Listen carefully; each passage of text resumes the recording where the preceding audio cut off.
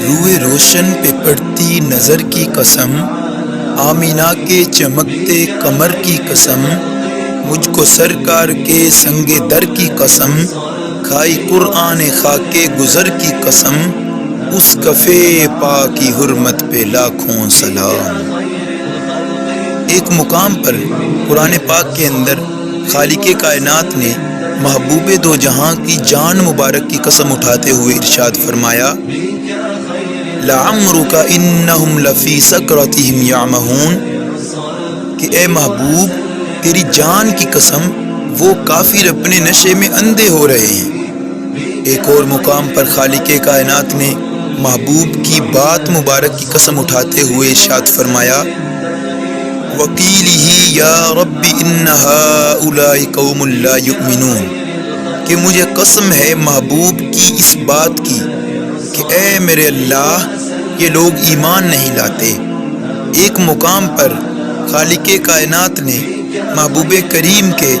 زمانہ مبارک کی قسم اٹھاتے ہوئے کچھ یوں ارشاد فرمایا، والعصر ان الانسان لفی خسر، کہ قسم ہے محبوب دو جہاں کے زمانے برکت نشان کی۔ ایک اور مقام پر خالق کائنات نے محبوب انس و جاں حضرت محمد مصطفیٰ صلی اللہ علیہ وسلم کے شہر مبارک کی قسم اٹھاتے ہوئے یوں ارشاد فرمایا، لا اقسم بہذا البلد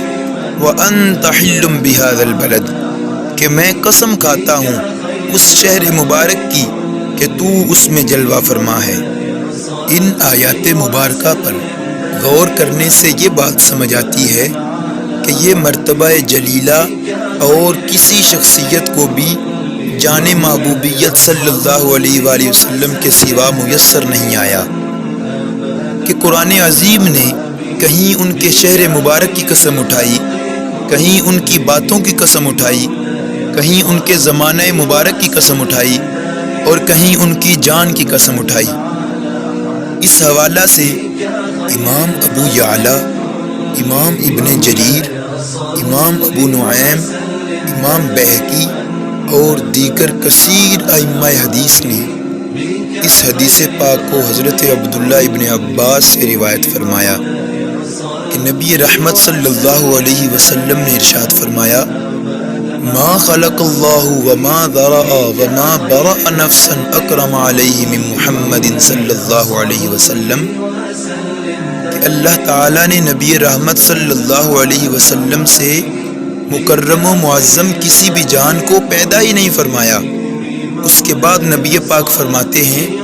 ما حلف اللہ بحیات احد قط الا بحیات محمد صلی اللہ علیہ وسلم، اور نہ کبھی آپ کی جان کے علاوہ کسی کی جان کی قسم اٹھائی ہے۔ ایک اور روایت جس کو امام غزالی، امام محمد بن الحاج عبدری مکی، امام قسطلانی اور علامہ خفاجی نے اپنی کتب کے اندر نقل کیا کہ حضرت عمر فاروق فرماتے ہیں، میں نے رسول اللہ صلی اللہ علیہ وسلم سے عرض کی، بی ابی انت و امی یا رسول اللہ، یا رسول اللہ میرے ماں باپ آپ پر قربان ہو جائیں، لقد بلغ من فضیلتک عند اللہ تعالی ان اقسم بحیاتک دون سائر الانبیاء، کہ اے محبوب آپ کی بزرگی اپنے رب کے ہاں اس قدر بلند و برتر ہے کہ اللہ پاک نے صرف آپ کی زندگی کی قسم اٹھائی، آپ کے علاوہ کسی کی زندگی مبارک کی قسم نہ اٹھائی۔ آگے فرمایا، وَلَقَدْ بَلَغَ مِنْ فَضِيلَتِكَ عِنْدَهُ أَنْ أَقْسَمَ بِتُرَابِ قَدَمَيْكَ فَقَالَ لَا أُقْسِمُ بِهَذَا الْبَلَدِ أَوْ كَمَا قَالَ،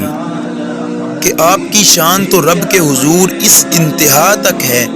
کہ حضور کی خاک پاک قسم اللہ تعالیٰ نے ارشاد فرمائی۔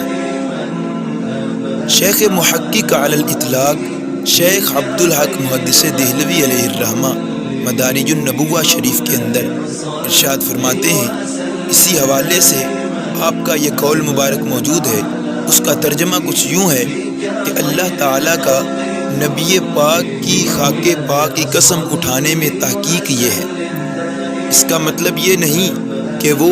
شے معاذ اللہ اللہ کریم سے اعظم و افضل ہے، بلکہ اس کا مطلب یہ ہے کہ جب خالق کائنات اپنی ذات و صفات کے علاوہ کسی چیز کی قسم اٹھاتا ہے تو اس کی وجہ یہ ہوتی ہے